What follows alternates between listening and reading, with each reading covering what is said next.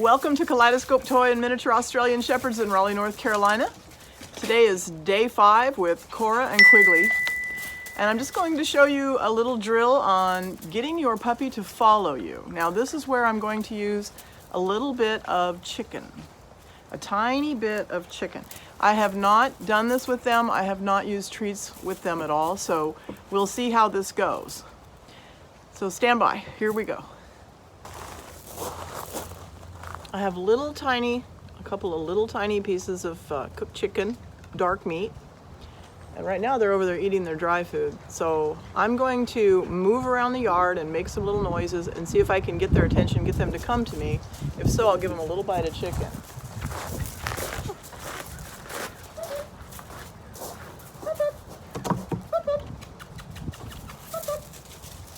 Oh, good, good, good. Oh, good, good, good. Oh, good, good, good. Oh, good, good, good. Oh, that's good. All right.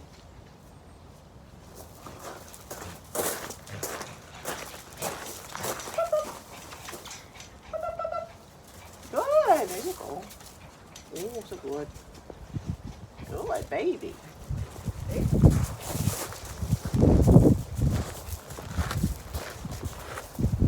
There.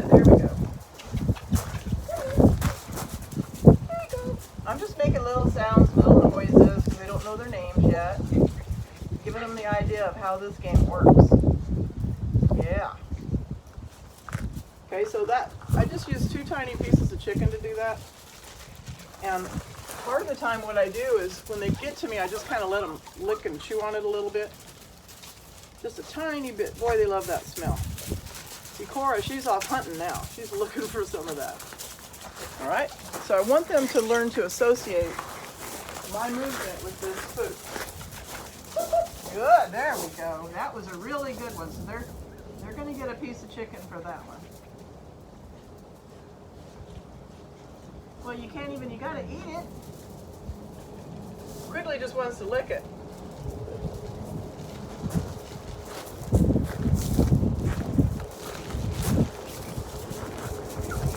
Walk around, get them down here. There we go.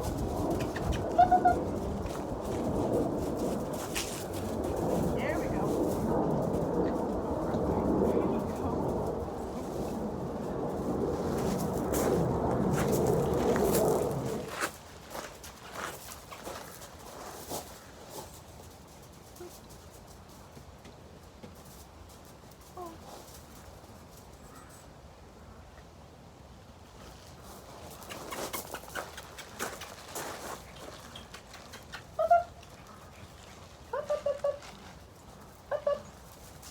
Here we go.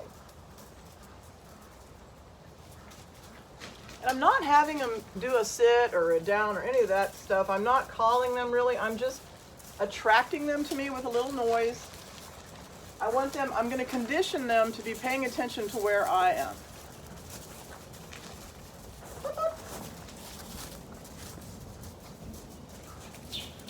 Good. And I'm doing this in real time. I've never done this with them before. They're even having trouble taking the chicken out of my fingers because they don't understand. So I'm just gonna, when I'm teaching these puppies something on camera, it's for the first time so that you can see problems that you might run into.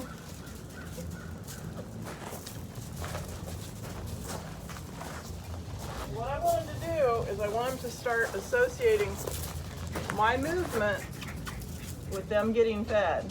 See that? He followed me. Cora, she's over there doing whatever.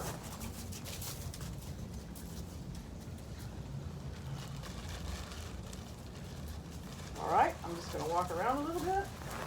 I can't go far because of the camera placement, but if the camera wasn't there, I'd be walking all around the yard. Yeah. See, I'm going to do this before I ever put the leash on them. I like to train them off leash first. Get that follow. This is where we're developing the follow that you see in my pack. I'm going to get them to follow me and hang out with me before I put the leash on them. So they'll understand that when my feet move, their feet need to move. Walk when I walk, stop when I stop, and keep 4 on the floor. So that's what I'm going to be doing with these puppies, in addition to the table training and the other things that I've been doing for the last 4 days. So every day I add something, and then I make sure that I review everything that day. And tomorrow we'll probably put the leashes on the puppies and try it. Or I may do this again. You know, depends on how many times today I get to practice this. But I really want my puppy to be following, you know, noticing when I move and coming with me without me really having to encourage them a whole lot. And I'm also very careful about not feeding them if they're jumping up on me. This one reason why I don't like to use treats, because they're just jumping and they want to get to your pockets and they want to, you know, get to your hands. So I want to be very careful about making sure that all 4 of their paws are on the floor when they're getting fed as much as possible. And I certainly don't want them, you know, up on my leg when I'm feeding them, because then you're teaching them to jump up. So, you know, just little simple exercises like this if you've got a small puppy. If you haven't named your puppy, you know, and I'm not going to use the name or start teaching them. Okay, that's what we'll do tomorrow. Tomorrow we'll show you how I teach name, but when you have a pack, or if you have 2 dogs or more, I just use sounds. You know, when I'm out walking, I have a whistle. You know, that means we're changing directions, get up and move, because I'm not going to sit here and call all 12 of my dogs by name. So I use sounds, and like with the baby puppies, if I have a litter, I'm, you know, using pup pup, and you use kind of a high voice when you're doing that because it's the sound of prey. You know, dogs' ears are really tuned into high-pitched sounds because they would be hunting little mice and things that squeak. So I'm going to use a high-pitched sound when I'm walking around and calling them, and I'm just going to do it for a couple minutes so they don't get bored with it. And I'm going to use something very high value because, you know, as you see, their dry food is out here in the morning. I feed them out here in the puppy yard. And so if I didn't have something that was really high value, they would lose interest really fast. There's dogs out on the other side of the fence, and there's a lot going on. So anyway, little Cora says, we're 5 days in. Thanks so much for watching.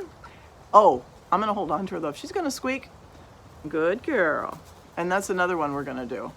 See, this puppy right now, good girl. If they start wiggling and squeaking, I hang on to them until they stop, and then I put them on the floor. And that's just a little bit of a, you know, don't forget who's in charge exercise. It's a very gentle way to let the puppy know that you're in charge. I'll put you on the floor when I get ready. So anyhow, thanks for watching. Don't forget to like, subscribe, and share.